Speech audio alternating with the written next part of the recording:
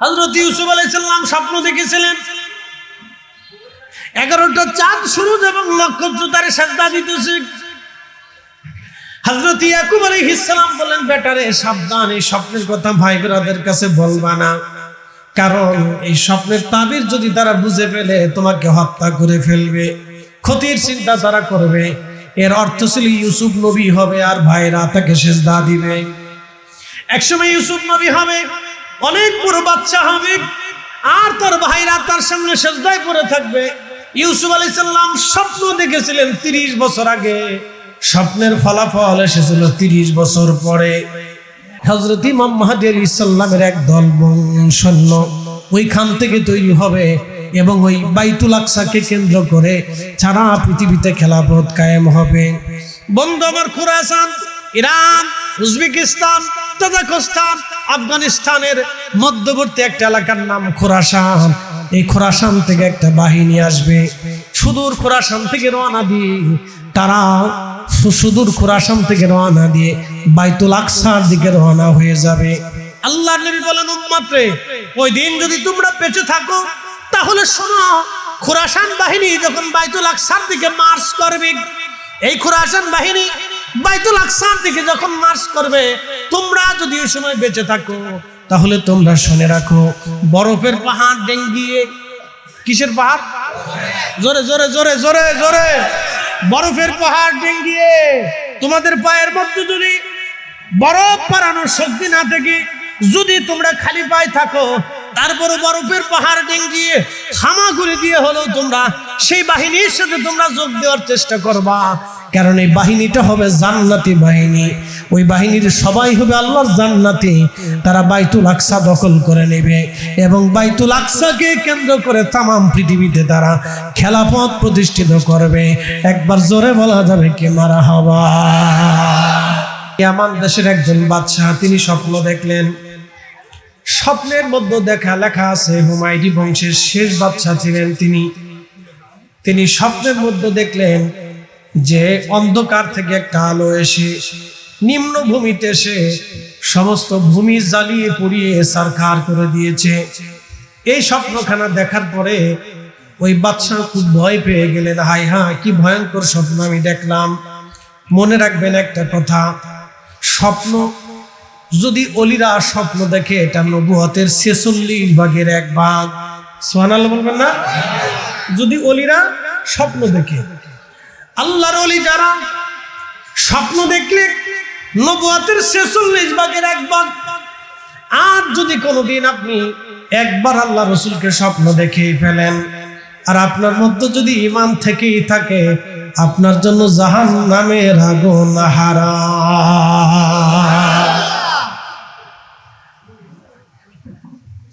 আল্লাহর নবী বললেন, মান রাআনি ফিল মানাম, উম্মত রে, স্বপ্নে যদি তুমি আমাকে দেখো, ফাকাদ রাআল হক, সত্য সত্য তুমি আমাকে স্বপ্ন দেখেছো। কারণ শয়তান আমার সুরত ধরতে পারে না, সব সুরত শয়তান ধরতে পারে, আমি রাসূলের সুরত শয়তান ধরতে পারে না। এই শক্তি শয়তানকে আল্লাহ দেয় নাই। আমার সুরত ধরতে পারে, আপনাদের সুরত ধরতে পারে, সাপ বিচ্ছু বিড়াল গরু ছাগল হাঁস দুম্বা ভেড়া বকরি সুরত ধরতে পারে, কিন্তু আল্লাহর হাবিবের সুরত শয়তান কখনো ধরতে পারে না। এই জন্য রাসূল যদি স্বপ্নে আসে তাহলে বুঝবেন বাস্তবেই নবী এসেছে, ছবি আসে না। আল্লাহু আকবার। প্রিয় উপস্থিতি হাজিরিন, তো স্বপ্ন খুব মারাত্মক। যদি কোনোদিন আপনি খারাপ স্বপ্ন দেখেন তাহলে কোনো মানুষের কাছে বলবেন না। সাধারণত যারা স্বপ্নের তাবির না পারে তাদের কাছে বলবেন না, যারা স্বপ্নের তাবির ভালো পারে তাদের কাছে বলতে পারেন, কিন্তু খারাপ স্বপ্ন সহসা বলবেন না। ডান কাতে শুয়ে বাম কাতে এসে বাম পাশে 3 বার থুতু ফেলে ডান কাতে আউযু বিল্লাহি মিনাশ শাইতানির রাজিম বলে শুয়ে পড়বেন। ওই খারাপ স্বপ্নের তাসির থেকে আল্লাহ আপনাকে বাঁচাই দিবে। আর যদি ভালো স্বপ্ন দেখেন, এটা মানুষের কাছে বলতে পারেন, কারণ খারাপ স্বপ্ন আপনি যার কাছে বলবেন সে যাহা তাবির করবে তাহাই আপনার জীবনে হবে। মনে রাখেন, এটা আমার বর্ণনা না, সূরা ইউসুফের আলোচনা, তাফসীরের আলোচনা। প্রথম একজনকে ডাকলেন, ডাকার পরে সিরাত ইবনে হিশামে আসছে, ডাকার পরে তিনি বললেন, হে স্বপ্ন বিশারদরা, তোমরা আগে বলো আমি গত রাত্রিবেলা কি স্বপ্ন দেখেছি। তোমরা যদি স্বপ্নের কথা বলতে পারো তাহলে তার তাবিরও করতে পারবা। একজনের নাম ছিল শাকির, তিনি বললেন, বাদশাহ আপনি স্বপ্ন দেখেছেন, গত রাত আপনার স্বপ্ন হয়েছে একবারে অন্ধকার ভূমি থেকে একটা আলো বের হয়ে এসে নিম্ন ভূমিতে এসে এখানে যা কিছু আছে সব জ্বালিয়ে পুড়িয়ে সারকার করে দিয়েছে। বলে, হ্যাঁ স্বপ্ন তো সত্য, আমি যা দেখেছি তুমি সেইভাবেই বলেছ, তাহলে বলো স্বপ্নের তাবির কি হবে। বলে, আফ্রিকার মানুষ আপনার ইয়ামান দখল করে নিয়ে যাবে, তারপরে এই মানুষের কাছ থেকে আরেকটা বাহিনী আসবে যারা হবে রোমান, তারা এই বাহিনী থেকে অর্থাৎ এই আফ্রিকানদেরকে তাড়িয়ে তারা এই জমিন দখল করে নিবে আপনার পরে। বলে, তারপরে কি? বলে, তারপরে বাদশা বলতেছে, এরা কি চিরস্থায়ী হবে? বলতেছে না, আপনার পরে যারা আসবে তারা চিরস্থায়ী হবে না জমিনে, তাদের পরে আরেকটা বাহিনী আসবে যারা রোম থেকে আসবে, এই রোমের বাহিনী তাদেরকে আক্রমণ করবে, তাদেরকে পরাভূত করে বিতাড়িত করে তারা এই জমিন দখল করবে। বলে, তারপরে কি? বলে, তারপরে এই জমিনে আরেকজন পদের মানুষ আসবে, তারাও চিরস্থায়ী হবে না, তাদের কিছুদিন পরে তারা আবার পরাভূত হবে। বলে, কার কাছে পরাভূত হবে? বলে, একজন আখিরি নবী দুনিয়াতে আসবে। আল্লাহু আকবার! একজন আখিরি নবী দুনিয়াতে আসবে, তার অনুসারী উম্মতের কাছে তারা পরাজিত হবে। বলে, তারা কতদিন রাজত্ব করবে? তখন এই স্বপ্ন বিশারদ পাদ্রী বলতেছে, বাচ্চা কিয়ামত পর্যন্ত এই জমিনে তারা রাজত্ব করবে, অর্থাৎ আরবে মধ্যপ্রাচ্যে কিয়ামত পর্যন্ত মুসলমানদের রাজত্ব থাকবে। কিয়ামত পর্যন্ত কাফেররা মক্কা মদিনা দখল করতে পারবে না। একবার জোরে বলা যাবে কি মারহাবা।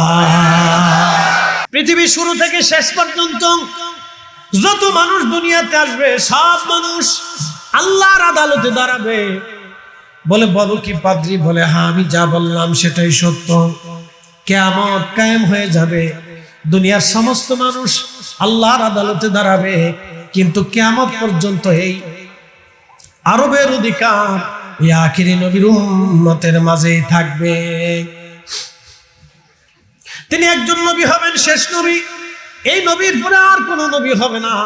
তখন বাদশা বলল, পাদ্রী তুমি কি করে বলতেছো এটা কি সত্য হবেনি? পাদ্রী বলতেছে, হে বাদশা, তামাম দুনিয়ার সৃষ্টির যিনি মালিক ওই আল্লাহর কসম করে বলি, আমি যা স্বপ্নের তাবির করেছি এবং যাহা বলেছি এটা অবশ্যই বাস্তব নেবে, এটাই ফলাফল আসবে। আপনি চিন্তা করে দেখতে পারেন, অন্য কারো কাছ থেকে তদবির নিয়ে দেখতে পারেন। এবার বাদশা বলল, আরেকজন তো আছে, তাকে ডাকুন। এই যে স্বপ্নের বিশারদ, ঘরের মধ্যে হলো নির্জন কক্ষে, কেউ জানে না, বাদশা জানে এবং এই পাদ্রী জানে। ওই আরেকজন পাদ্রী ডাকা হলো, তিনার কাছে বলা হলো, বলো তো আমি রাত্রিবেলা কি স্বপ্ন দেখেছি। তখন এই পাদ্রী বলতেছে, বাদশা নিম্ন ভূমি থেকে অর্থাৎ অন্ধকার ভূমি থেকে একটা আলো আসলো, এই আলোটা এসে আপনার গরু ছাগল মহিষ ভেড়া বকরি বিরাট বড় পাল এটা জ্বালিয়ে পুড়িয়ে সরকার করে দিয়েছে, আপনি স্বপ্ন দেখেছেন। বাদশা বলল, হ্যাঁ স্বপ্ন তো একই রকম দেখেছি, তোমার কথা ঠিক একই রকম, নিম্ন ভূমি জ্বালিয়ে পুড়িয়ে সরকার করে দিয়েছে, তাবির কি? তখন এই পাদ্রী বলতেছে, বাদশা আপনি শুনে রাখেন, এই আফ্রিকা থেকে নিগ্রো কালো জাতের আপনার দেশ আক্রমণ করবে, আপনার দেশ আক্রমণ করে হত্যাযজ্ঞ করবে, এই জমিন তারা দখল করে নিবে। বাদশা বললেন, কতদিন পরে? বলে, 70 কি 100 বছর পরে। মানে আগের পাদ্রীর সাথে এই পাদ্রীর কথার কি চমৎকার মিল, আপনি ভালো করে দেখেন। 70 কি 100 বছর পরে বলতেছে বাদশা, তারপরে বলতেছে তার মানে তারা রাজত্ব করবে, কতদিন থাকবে? বলে, তারাও বেশি দিন টিকতে পারবে না, রোম থেকে আরেকটা দল আসবে, তাদেরকে আক্রমণ করবে, তারা পরাজিত হবে। তারা পরাজিত হওয়ার পরে তারা বিতাড়িত হবে, বিতাড়িত হয়ে যাওয়ার পরে বলে কতদিন তারা থাকবে, বলে বেশি দিন তারা টিকতে পারবে না, তারাও আবার একটা বাহিনীর কাছে পরাজিত হবে। বলে তারা কারা? বলে আখিরি নবী দুনিয়াতে আসবে, একবার জোরে বলা যাবে কি মারহাবা। কিয়ামত পর্যন্ত এই জমিন তাদের অধিকারে থাকবে, পৃথিবীর কোন শক্তি তাদেরকে পরাজিত করতে পারবে না।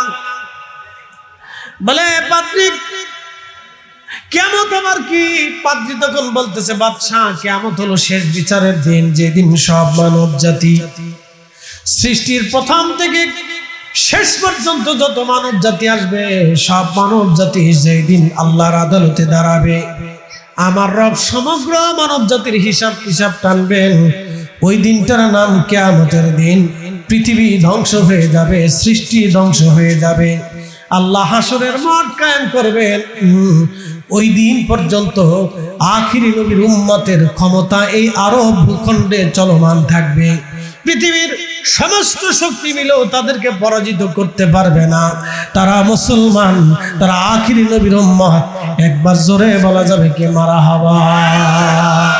এ মুসলমান শুনে রাখেন, লা ইলাহা ইল্লাল্লাহর পরে মুহাম্মদুর রাসূলুল্লাহ আজকে থেকে লেখা না, সৃষ্টির প্রথম থেকে শুরু করে কিয়ামত পর্যন্ত জান্নাতের ভিতরে লেখা। শুধু কিয়ামত না, জান্নাত যতদিন থাকবে ততদিন লা ইলাহা ইল্লাল্লাহর পরে মুহাম্মদুর রাসূলুল্লাহ লেখা থাকবে। জোরে বলা যাবে কি মারহাবা। আরশে মুআল্লা যতদিন থাকবে ততদিন লা ইলাহা ইল্লাল্লাহর পরে মুহাম্মদুর রাসূলুল্লাহ সাল্লাল্লাহু আলাইহি সাল্লাম লেখা থাকবে। আমরা সেই নবীর উম্মত। একটু মনোযোগ দিবেন, এই নবীর উম্মত হওয়ার জন্য সব নবীরা আশা করেছিল, আকাঙ্ক্ষা করেছিল। কোন নবীর দোয়া কবুল হয় নাই। হযরত ঈসা রুহুল্লাহর দোয়া কবুল হয়ে গেল।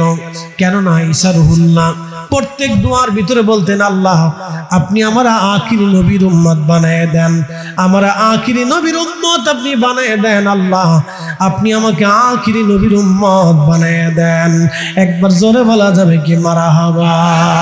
জাবালে আবু সিরা হলো খন্দকের ময়দান। এই খন্দকের মাঠ, সেই খন্দকের রাস্তা এখন আর রাস্তা নাই, খন্দকের খাল নাই, সেটা এখন রাস্তা হয়ে গেছে। পাহাড়ে এখনো মসজিদ আছে, যে মসজিদে বসে বসে আল্লাহর নবী নামাজ পড়লেন আর যুদ্ধের নেতৃত্ব দিয়েছিলেন। হযরত আলী যেখানে বসেছিলেন সেই মসজিদ সেখানে আছে। সালমান ফারসি রাদিয়াল্লাহু আনহু যেখানে বসেছিলেন সেই মসজিদ এখনো আছে।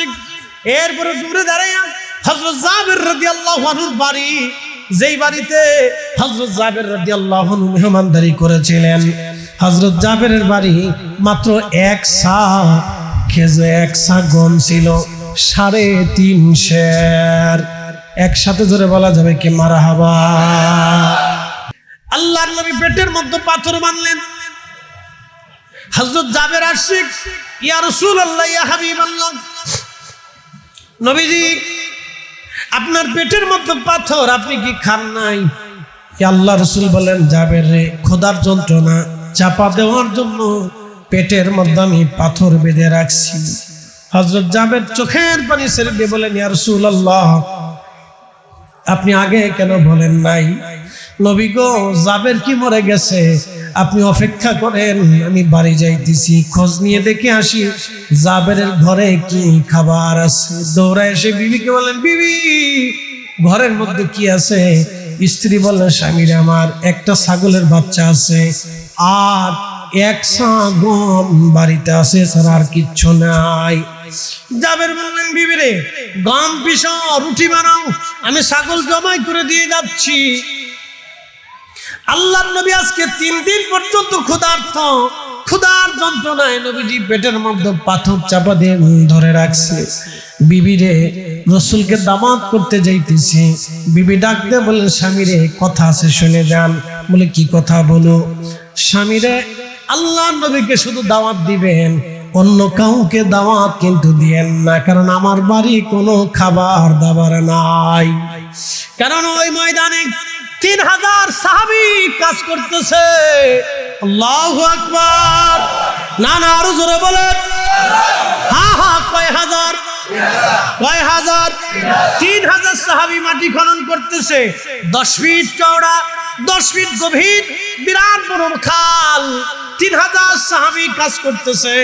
সবাই যদি জানে তাহলে আপনার বাড়ি যদি চলে আসে আমি মেহমানদারি করতে পারবো না, আমি লজ্জায় পড়ে যাব। এত মানুষের খাবার আমি দিতে না পারলে শরম হবে। আদম আলাইহিস সালাম বললেন, এ জিবরাইল, আমি আল্লাহর বাড়ি খাই, আল্লাহর বাড়ি ঘুমাই, আমার তো কোনো টাকা পয়সা কিছু নাই, সম্পদের তো আমার কিছু নাই, সবই তো আল্লাহর, আমি কোথা থেকে কেমনে দিব বলো?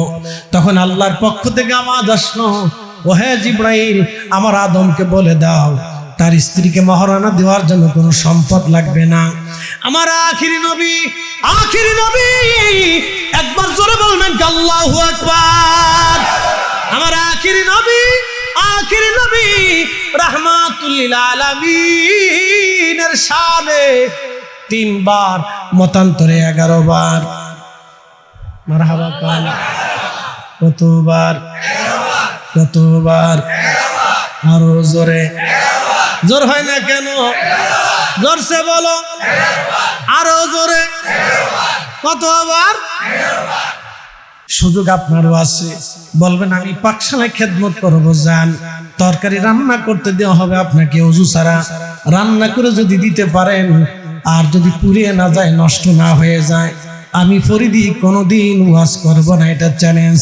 ওযু ছাড়া রান্না করতে পারবেন না, কারণ এই খাবারটা লক্ষ লক্ষ মানুষ খাবে বরকতের ইশারায়। বহু মানুষ এই খাবার খাওয়ার পরে আল্লাহ তারে সুস্থ করে দেয়। আগেই বলছি এই বরকত আমরা দেই না, কিভাবে হয় দেখেন। এটা ওলিদের জন্য কারামত, আর নবীদের জন্য মহান মুজিজা। হযরত জাবের রাদিয়াল্লাহু আনহুর স্ত্রী বললেন, কানে কানে সাবধান, আর কেউ যেন না জানে। কম। হযরত জাবের দৌড়াই চলে গেলেন, আল্লাহর নবীকে বললেন, ইয়া রাসূলুল্লাহ, আমার এক ছাগল আছে, একটা ছাগল আছে, ছাগল জবাই করে দিয়ে আসছি, রুটি বানানো হচ্ছে, হুজুর আমার বাড়ি আপনার দাওয়াত। আল্লাহর নবী বললেন, জাবের তুমি চলে যাও, আমরা আসতেছি, রান্না বান্না হলে আমাকে খবর পাঠাবা। হযরত জাবের স্ত্রীর কাছে চলে আসলেন, বিবিকে সাহায্য করলেন, রান্না বান্না হয়ে গেল। রান্না বান্না হয়ে যাওয়ার পরে হযরত জাবের দৌড়ায় গেলেন, ইয়া রাসূলুল্লাহ, রান্না বান্না হয়ে গেছে, আসেন, আপনি আমার বাড়ি আজকে মেহমান। আল্লাহর নবী ডাক দিলেন, সাহাবীরা রে, তোমরাও আসো, আজকে জাবেরের বাড়ি দাওয়াত। আল্লাহু আকবার। হযরত জাবের রাদিয়াল্লাহু আনহুর বাড়ি আসছে। আসার পরে আল্লাহর নবী ডাক দিলেন, জাবের। জাবের সালাম দিলেন, আসসালাতু ওয়াসসালামু আলাইকা ইয়া রাসূলুল্লাহ।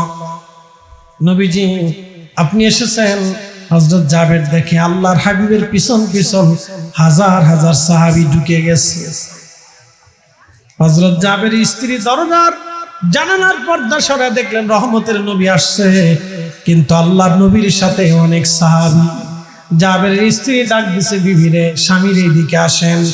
ভিতরে নিয়ে মোহাব্বতের একটা ধমক দিয়ে বলেন, হাই হাই করছেন কি? আপনার না কথা ছিল শুধু আল্লাহর নবীকে দাওয়াত দিবেন, এত মানুষ দাওয়াত দিলেন, আমার বাড়িতে কোনো খাবার নাই, আমি কি করে খাওয়াবো? করছেন কি আপনি? সাহাবী রাসূল জাবের রাদিয়াল্লাহু আনহুর স্ত্রী, তিনিও তো সাহাবা, সাহাবিয়া, তিনিও রাগান্বিত হয়ে গেলেন, স্বামী করছেন কি আপনি? বলে, বিবিরা আমার কি দোষ? আমি তো আল্লাহ নবীর দাওয়াত দিয়েছিলাম, নবীজি একা আসেন নাই, সাহাবায়ে কেরাম নিয়ে আসেন, কারণ তারাও ক্ষুধার্ত। নবীজি 3 দিন ক্ষুধার্ত, সাহাবারা কোন না খাওয়া, তাদের ঘরেও খাবার নাই। আল্লাহর নবীকে জাবের বলেন, ইয়া রাসূলুল্লাহ, আমার ঘরে তো তেমন কিছু নাই, এত মানুষ আমি কেমনে খাওয়াবো? আল্লাহর নবী বলেন, জাবের চিন্তা করো না, আমি রাসূল আজকে নিজ হাতে বেড়ে বেড়ে খাওয়াবো। হযরত জাবের রাদিয়াল্লাহু আনহুকে নবী বললেন, জাবের খাবারের পাত্রগুলি আমার সামনে আনো। রুটির পাত্র আনা হলো। নবী বললেন, জাবের রুটির পাত্রখানা তুমি সুন্দর করে কাপড় দিয়ে ঢেকে দাও। কাপড় দিয়ে ঢেকে দেওয়া হলো। তুমি তরকারির পাত্রখানাও কাপড় দিয়ে ঢেকে দাও। আল্লাহর নবী পবিত্র বাম হাত রুটির পাত্রের উপরে রাখলেন, আর ডান হাত দিয়ে 3টা রুটি বের করে নিয়ে আসলেন। তরকারির পাত্রের উপরে হাত রাখলেন, আল্লাহর নবী 1 চামচ তরকারি বেড়ে রুটির উপরে দিলেন। জাবির সব সাহাবীদেরকে বলল কাতার করে বসার জন্য। 3000 সাহাবী কাতার করে বসে গেল। রহমতের নবী নিজ হাত দিয়ে 3টে করে রুটি বেড়ে বেড়ে দিতে লাগলেন। 3টে করে রুটি যদি 3000 মানুষের সামনে চলে গেল, একবার জোরে বলা যাবে কি আল্লাহু আকবার। 3000 মানুষের সামনে 3টে করে রুটি গেলে 9000 রুটি হয়, কিন্তু গম মাত্র 1.5 বরাবর। জোরে বলা যাবে কি মারহাবা। এই ক্ষমতা আমরা দিই নাই, এটা আল্লাহ দিয়েছেন। এটা নবুয়তি হাতের মুজিজা, নবুয়তি হাতের মর্তবা, বরকত বরকত বরকত। কিয়ামত পর্যন্ত যদি আপনি অস্বীকার করেন, কিচ্ছু আসে যায় না। আর যদি আপনি স্বীকার করে মেনে নেন, সেটা আপনার ঈমান। কি কথা কাম ঠিক কিনা? কিয়ামত পর্যন্ত অস্বীকার করলেও কিছু আসে যায় না, স্বীকার করে নেন, এটা আপনার ঈমান। শাহজালাল ইবনে মুজাররিদি সুরমা নদীর উপরে যায় নামাজ ছেড়ে দিলেন, যায় নামাজ পানিতে ডুবাইল না। আহা, আপনি যদি অস্বীকার করেন, কিচ্ছু করার নাই, বিশ্বাস করে এটা আপনার ঈমান। খাজা বাবা আজমিরি, সে আনা সাগর এখনো আজমির আছে। আনা সাগরের পানি একটা লুটার ভিতরে তিনি নিয়ে এসেছিলেন। আনা সাগরের পানি একটা লুটার মধ্যে কেমনে আনলেন প্রশ্ন করতে পারেন। 100টা ইউরেনিয়াম দিয়ে যদি বিরাট একটা পারমাণবিক বোমা বানাইয়া বাংলাদেশের মধ্যে একটা দেশ যদি 10 মিনিটের মধ্যে পুরাইয়া সাফ করে দেওয়া যায়, তাহলে মনে রাখবেন খাজা বাবা সামান্য আনা সাগরের পানি কেন, মহাসাগরের পানিগুলো লোটার ভিতরে এনে ফেলতে পারতেন। কথা কর না কেন? বিশ্বাস হয় না? কথা কর না কেন? বিশ্বাস হয় না? 100টা ইউরেনিয়াম দিয়ে যদি বাংলাদেশের মতো একটা দেশ পুরাই দেওয়া যায় 10 মিনিটে, বিজ্ঞান যদি এটা গবেষণা ক্রিয়া থিওরির ভিতরে সূত্রের ভিতরে এনে ফেলাইয়া যদি এই প্রসেস তৈরি করতে পারে, তাহলে খাজা বাবা আজমিরি আল্লাহর কুদরতে, আল্লাহর কুদরতে শক্তি দিয়া আনা সাগরের পানি না, সে ভারত সাগরের পানি পর্যন্ত একটা লুটার ভিতরে নিয়ে আসার সক্ষমতা তার ছিল। কথা কোন ঠিক কিনা? আপনি বিশ্বাস না করলে জোর করে করানো যেত না। এটা আপনার বিশ্বাস, এটা ঈমান। প্রিয় উপস্থিতি হাজিরিন, খুবই মনোযোগের সাথে কথাগুলি শুনবেন। মুজাদ্দিদ আল ফিসানি, আমরা তরিকার ইমাম হযরত মুজাদ্দিদ আল ফিসানি সরহিন্দি ফারুকি রাহমাতুল্লাহ আলাইহি, ওনার খলিফা এবং ওনার ওই জমানার কুখ্যাত আলেম আল্লাহর ওলি বুজুর্গ আল্লামা বদরউদ্দিন সরহিন্দি রাহমাতুল্লাহ আলাইহি, তিনি একটা কিতাব লিখেছেন হাজারাতুল কুদস। এই কিতাবের মধ্যে একটা ঘটনা লেখেন। সম্রাট জাহাঙ্গীর এবং সম্রাট আকবর, সম্রাট জাহাঙ্গীর এবং সম্রাট শাহজাহান দুইজন ছিলেন বাপ বেটা। সম্রাট শাহজাহান ছিলেন সম্রাট জাহাঙ্গীরের ছেলে। তাজমহল যেই বেটা বানাইছে, এই বেটার নাম কি?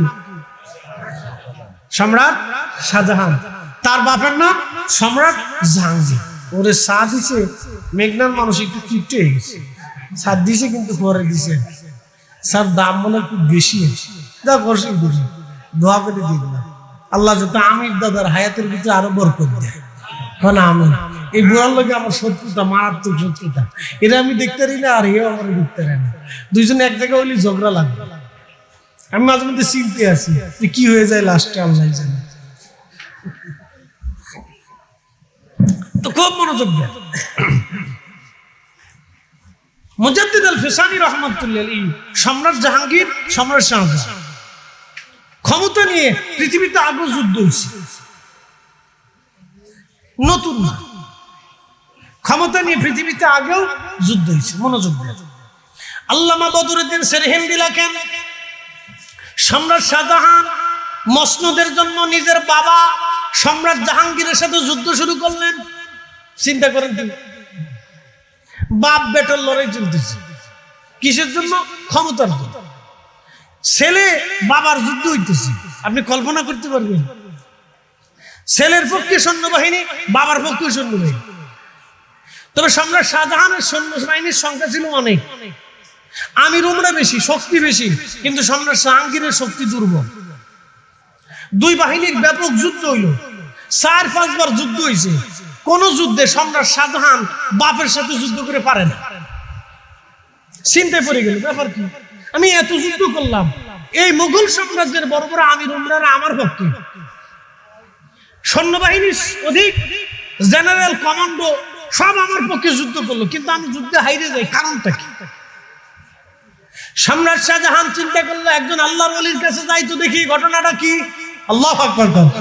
না না হয় না, আরো জোরে। একজন আল্লাহর ওলির কাছে যাই, কার কাছে? ঘটনাটা জানি আসি যে আমার ভুলটা কোথায়। একজন আল্লাহর ওলির কাছে গেলেন, তিনি কাশ্মীর অধিকারী। কাশ্মীর বুঝছেন নি? এই জায়গা মেশিন, এই জায়গা আমার মেশিন হলো এই জায়গা, আর ওনাদের মেশিন ছিল এই জায়গা।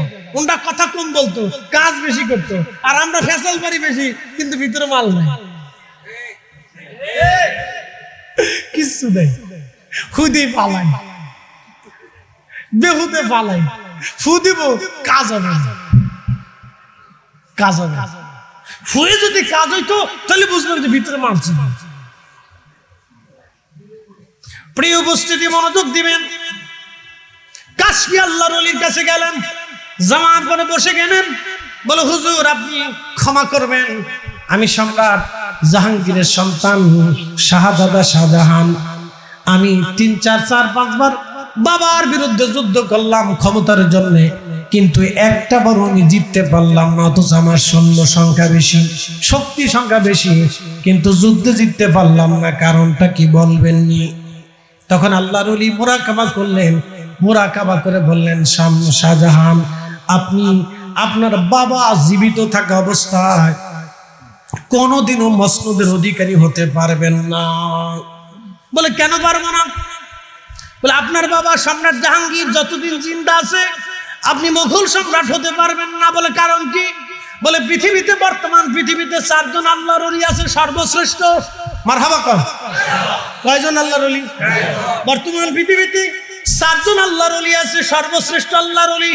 এই 4 জন আল্লাহর ওলি এক জায়গায় বসে তারা মিটিং করে, ভোট করে, তারা যেটা সিদ্ধান্ত নেয় এবং আল্লাহর দরবারে যেটা দোয়া করে, আল্লাহর দরবার থেকে সেটা ফয়সালা হয়। আল্লাহু আকবার। বাংলাদেশে কে ক্ষমতায় বসবে এটা ফয়সালা হয়ে গেছে। যতই লাফালাফি ফারাফারি ফিয়ার সিয়ার এসার গুসার গুটার গুটার যাই করে, কাজ হবে। আল্লাহু আকবার। কেডে ক্ষমতা বলবো, এটা ফয়সালা হয়ে গেছে। যতই ইয়ার ফিয়ার সিয়ার এমনি নির্বাচন সামনে সামনে এমনি গুতায় সুতাইয়া কোনো কাজ হবে না। যার জন্য নির্বাচন ওটা হয়ে গেছে, কিন্তু কে ক্ষমতায় আসবে সেটা আল্লাহর দপ্তরে লিখিত হয়ে গেছে। আল্লাহু আকবার। যত ইয়ার হিয়ার সিয়ার আমি ভাড়াবাড়ি, আমার ভাই তোমার ভাই, মার্কা কি সরকার কি, কোনো কাজ হবে না। তো খুব মনোযোগ দিয়ে শুনে যান। 4 জন আল্লাহর ওলি ভোট বসে সিদ্ধান্ত নেয়, যে সিদ্ধান্ত তারা করেন সেই সিদ্ধান্ত তারা যার পক্ষের জন্য দোয়া করেন আল্লাহ তারটা কবুল করে নেয়। কিন্তু শুনে নেন, শাহজাহান এই 4 জন আল্লাহর ওলির যিনি প্রধান, তিনি জমানার মুজাদ্দিদ হযরত মুজাদ্দিদ আল ফেসানি সিরহিন্দি রাহমাতুল্লাহ আলাইহি, ইনি হলো তাম দুনিয়ার ওলিদের বাদশাহ। আল্লাহু আকবার। না হয় না, আরো জোরে, না আরো জোরে বলে। উনি বর্তমান জমানার সমস্ত ওলিদের বাদশাহ। ওলিদের বাদশাহ, জোরে বলুন, ওলিদের বাদশাহ। বর্তমান পৃথিবী চালায় কেডা? জাতিসংঘ, জাতিসংঘের চালায় কিনা?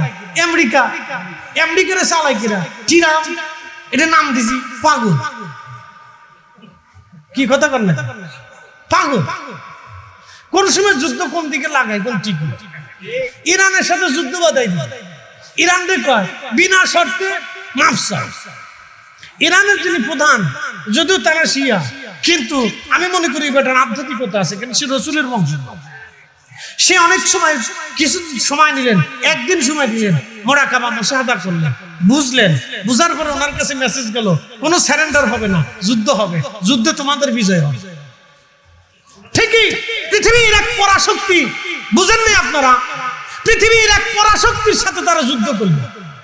যুদ্ধে ঠিকই 12 দিন পরে আমেরিকার মতো একটা দেশ তো তোমার সাথে সন্ধি করবে।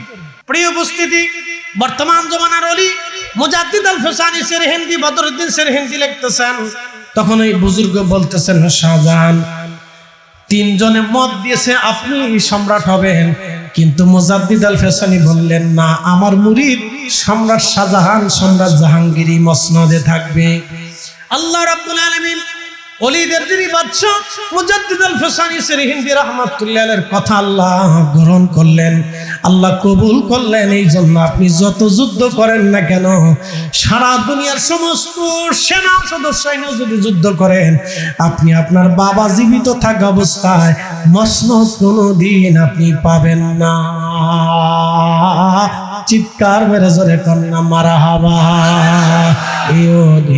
আল্লাহর বাংলাদেশ, শহীদ গাজীর বাংলাদেশ, রহম করো আল্লাহ, রহম করো আল্লাহ। তাহলে এই তরিকার ইমামের পাওয়ার আসেনি? এই জাকির ভাইরা ভালো করে শুনেন, এই তরিকার ইমামের পাওয়ার আসেনি, তিনি সমস্ত ওলিদের বাদশা। আল্লাহু আকবার কর না, জোরে বলেন, আরো জোরে। সমস্ত ওলিদের পৃথিবীর সব ওলিরা বললো না সামনে শাহজাহান বাচ্চা হবে, উনি বললেন না আমার মুরিদ জাহাঙ্গীর বাচ্চা থাকবে।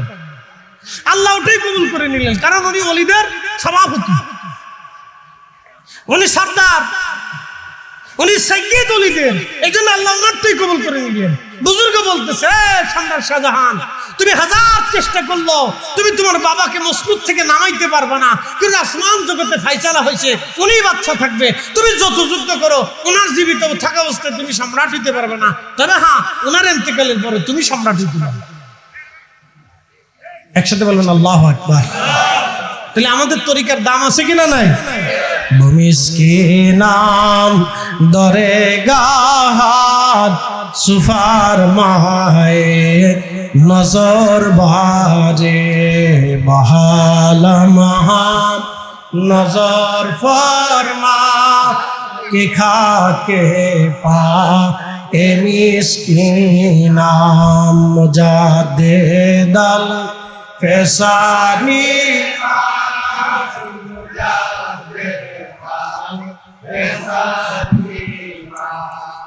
বন্ধুগণ, 3000 সাহাবীর মধ্যে রুটি চলে গেল 9000। মারহাবা কর। আল্লাহর নবী বলেন, জাবের রে, মদিনার বহু মানুষ ক্ষুধার্ত, যাও মদিনাবাসীদেরকে ডেকে নিয়ে আসো। জাবের ঘোড়ার উপর চড়িয়ে ডাক দিছে, এ মদিনাবাসী আসো, যার ঘরের মধ্যে খাবার নাই, আমার বাড়ি তার দাওয়াত, আল্লাহর নবী মেহমানদারি করতেছে, আসো। আস্তে আস্তে বাচ্চা এবং শিশু মহিলা দিয়া 15,000 মানুষ উপস্থিত হয়েছে। কত হাজার? আগে রুটি গেছে কয় হাজার? 9,000। রুটি গেছে কয় হাজার? 9,000। 3000 সাহাবী তো কাজ করতেছে। আল্লাহর নবী বলেন, জাবের রে, সবাইকে কাতার করে বসতে বলো, আমি নিজ হাতে বেড়ে বেড়ে রুটি দেব, তরকারি দেব। আজ 15,000 মানুষের ভিতরে রুটি চলে গেল 45,000। জোরে বলেন মারহাবা। কত কবি, কত সাহিত্যিক, কত লেখক, কত গায়ক ওই নবীর গান গাইলো, ওই নবীর শান গাইলো, ওই নবীর শুনে কবিতা লেখলো। পৃথিবীর কত বড় বড় লেখকরা ওই নবীর প্রশংসায় কিতাব লেখলো, কিন্তু শেষ হলো না। তিনি আমাদের নবী। আল্লাহ রাসূল বললেন, যাবে সবার কি হয়ে গেছে? বলা হয়, ইয়া রাসূলুল্লাহ, আমরা সবাইকে মেহমানদারি করেছি। আল্লাহর নবী বললেন, যাবে এবার আমার 3টা রুটি নিয়ে নিলাম। আল্লাহর নবী 3টা রুটি মুবারক নিয়ে নিলেন। আল্লাহর নবী বললেন, জাবের বাকি যা আছে সব তোমার। হযরত জাবের বললেন, আমি পাত্রের কাপড় উল্টায় দেখলাম, রুটি যা ছিল তাই আছে, তরকারি যা ছিল তাই পড়ে রয়েছে। একসাথে যারা বলবেন আল্লাহু আকবার। এটা আল্লাহ রাসূলের মুজিজা, নবীর ইজ্জত, নবীর হাতের বরকত। এটা মুজিজার হাত, এটা নবুয়তের হাত। আর একটা হাত আছে বেলায়েতের হাত, একটা নবুয়তের হাত। এটার মর্যাদার কোনো পরিসীমা নাই। আর একটা আছে বেলায়েতের হাত, এই হাতের মর্যাদা রসুলের মারফত দিয়ে দুনিয়াতে আসে। এই জন্য এই হাত যার পক্ষে উত্তোলিত হয় আল্লাহ তাকে দয়া করে, এই হাত যার বিরুদ্ধে উত্তোলিত হয় আল্লাহ তাকে ধ্বংস করে দেয়। এই জন্য সহিহ বুখারীতে আসছে, আল্লাহর নবী বলেন, মান আদালি ওয়ালিয়ান ফাকাদ আযানতু বিল হারব, আমার ওলির সাথে দুশমনি করিও না। আমার ওলির সাথে যদি দুশমনি করো আমি আল্লাহ তোমার সাথে যুদ্ধ ঘোষণা করব। সাবধান, সূর্য আল্লাহ উদয় করে আবার আল্লাহ ডুবায় দেয়, বৃষ্টি আল্লাহ দেয় আবার আল্লাহ নিয়ে চলে যায়, আল্লাহ নদীতে পানি দেয়, পানি আল্লাহ নিয়ে চলে যায়। আল্লাহর সাথে যুদ্ধ করে পারবেন না, ঠিক কিনা? আল্লাহর সাথে যুদ্ধ করে পারবেন না, পারবেন না, আল্লাহর সাথে যুদ্ধ করে পারবেন না। এজন্য কোনো অলির সাথে লাগতে যাবেন না, কোনো অলির বিরুদ্ধাচরণ করবেন না। আমি কোনো বুজুর্গের সমালোচনা করি না, সে যেই তরিকারই হোক। আমি যদি দেখি, যদি বাহ্যিকভাবে দেখা যায় তার ভুল হচ্ছে, আমি তারপরেও তার সমালোচনা করি না, কারণ তাদের ভুলের ভিতরেও রহমত লুকানো থাকে। এই জন্য কোন তরিকার, কোন সিলসিলার যে কোনো বুজুর্গ হোক না কেন, আমি কারো সমালোচনা করি না, কারো বিরুদ্ধে আমি লাগি না, কারো বিরুদ্ধে আমি বলি না, কারণ আমি জানি বললে বিপদ, না বললে ঝামেলা নাই। নবী ইয়া আইয়ুহাল্লাযীনা আমানু সাল্লু আলাইহি وسلموا تسليما اللهم صل على سيدنا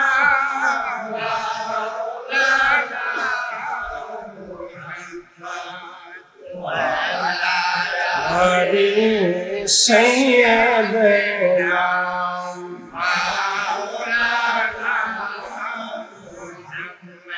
তুমি আল্লাহর প্যারা হাবিব, ও নবী তোমার তুলনা নাই কেউ আর, তোমার মতো আকাশ ভ্রমণ করেনি কোন পয়গম্বর। আল্লাহুম্মা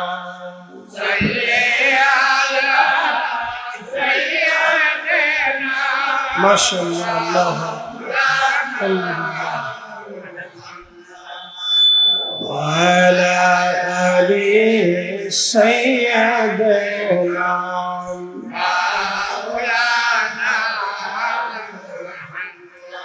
নবীর ইশকে যার দিল ভাই, এ ভুবনে কাঁদে না, রোজ হাসরে ভাইজান তারা নবীজির দেখা পাবে না।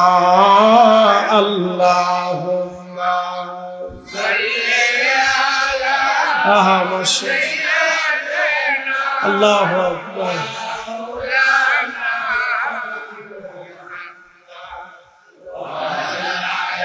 আলি সাইয়্যিদিনা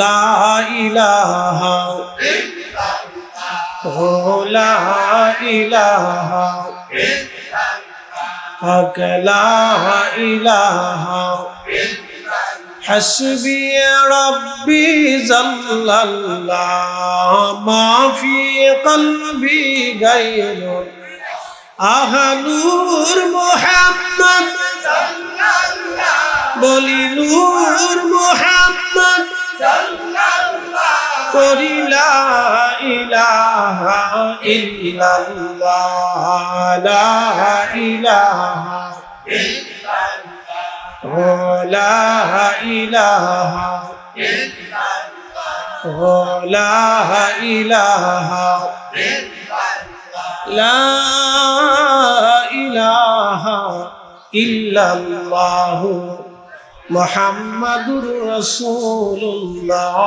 সাল্লাল্লাহু আলাইহি ওয়াসাল্লাম। কালিমাতুশ শুকুর সে আল্লাহর দরবারে যিনি আমাকে এবং আপনাকে বৃষ্টি বাদলের দিনে মেঘ মুক্ত রেখে আল্লাহ তার বেহেশতের বাগানের ভিতরে আসার সুযোগ করে দিয়েছেন। সেই জন্য আল্লাহর আসমানে আমরা একসাথে শুকরিয়া আদায় করে বলি আলহামদুলিল্লাহ।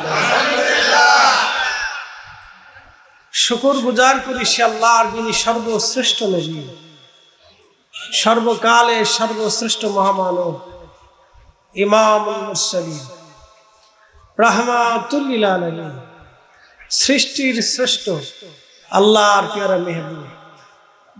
সেই মহান নবীর উম্মত হিসেবে আল্লাহ আপনাকে এবং আমাকে মঞ্জুর করেছেন।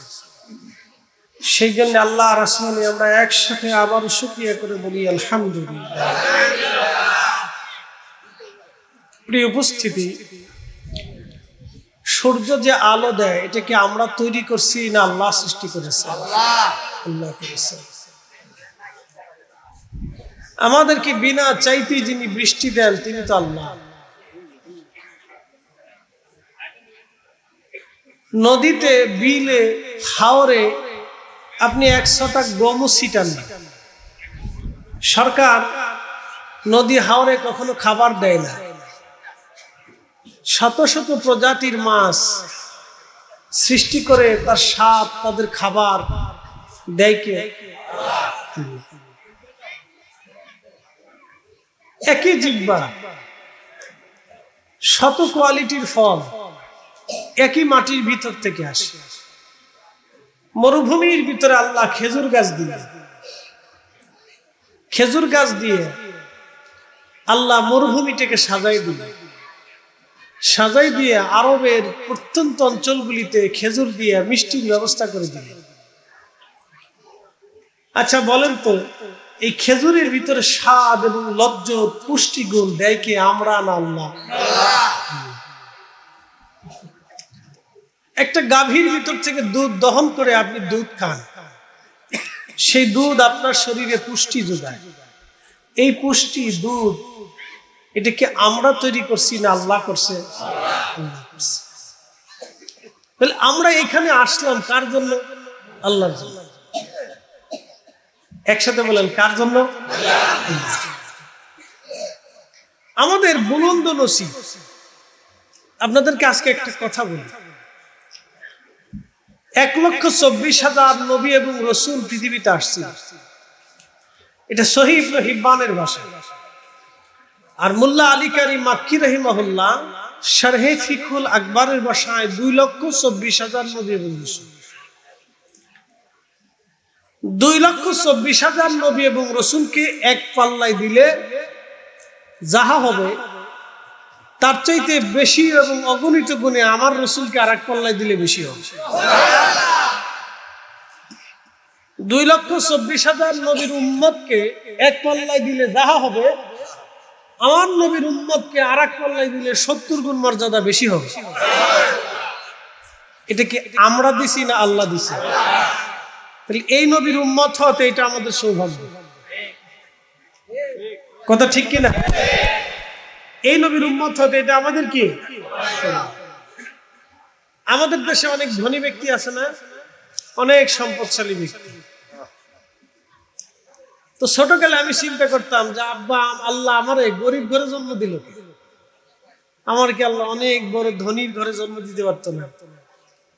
অনেকে যারা দরিদ্র আছে তারা ভাবে যে আল্লাহ আমারে গরিবের ঘরে কেন জন্ম দিল, ধনীর ঘরে কেন দিল না? ধনীর ঘরে দিলে আমি একবারে জন্ম থেকে সোনার চামচ দিয়ে ভাত খাইতাম, আমার দুঃখ থাকতো না, কষ্ট থাকতো না, বেদনা থাকতো না, পয়সা করে চিন্তা থাকতো না।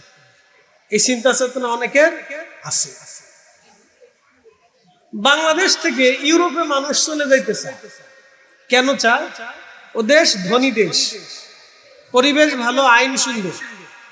যদিও তারা কাফেরের দেশ, কিন্তু তাদের আইন কানুন ভালো, তাদের পুলিশে ঘুষ খায় না, চাঁদাবাজির সিস্টেম দেশে না। বুঝতে পারছেন? আইন কানুন খুব সুন্দর, চমৎকার। বেতন ভালো, পরিবেশ ভালো থাকলে আপনার সুযোগ সুবিধা ভালো, চিকিৎসা সুন্দর, সব দিক দিয়ে তারা পরিপাটি, দেশও সুন্দর। এই জন্য আমাদের দেশের মানুষ চিন্তা করে যে আমরা যদি ইউরোপ আমেরিকায় বাস করতে পারতাম, অনেকে চিন্তা করে কেন, এটা উন্নত। সব নবীরা চিন্তা করলো যে আল্লাহ আমাদেরকে যদি নবী না বানাইয়া আখিরি নবীর উম্মত বানাই দিত। আসতে হয়ে গেল না, জোরে বলেন, আরো জোরে। অথচ আমরা সেই নবীর উম্মত চুরি করি, কি কথা কর না, সেই নবীর উম্মত সুদ খাই, কথা ঠিক কিনা? সেই নবীর উম্মত হয়ে আরেকজনের জমি দখল করছি, সেই নবীর উম্মত হয়ে ভাইয়ের জমি বুঝাই দিলাম, সেই নবীর উম্মত হয়ে বোনের জমি বুঝাই দিলাম। এটা আফসোস না? সব নবীরা বুঝতে পারতেছেন যে সব নবীরা আফসোস করলো যে আল্লাহ আমাদেরকে যদি ওই নবীর উম্মত বানাই দিত। আল্লাহু আকবার, না হয় না, আরো জোরে বলেন। রাসূলের ইজ্জত বোঝানোর জন্য, শান বোঝানোর জন্য আর কি দলিলের দরকার আছে? এই একটা শব্দই দরকার, আর দরকার না। যে সব নবীরা আকাঙ্ক্ষা করলো যে আমাদেরকে যদি আখিরি নবীর উম্মত বানানো হতো। আসতে হয়ে গেল না, জোরে জোরে জোরে জোরে। এখন তারপরেও যদি কেউ এই রাসূলের ইজ্জত সম্মান তাজিম না বুঝে, ভাই তারে জোর করে বোঝানো যায় না, কথা ঠিক আছে না? জোর করে বোঝানো যাবে না। প্রিয় উপস্থিতি, খুবই মনোযোগের সাথে কথাগুলি শুনবেন।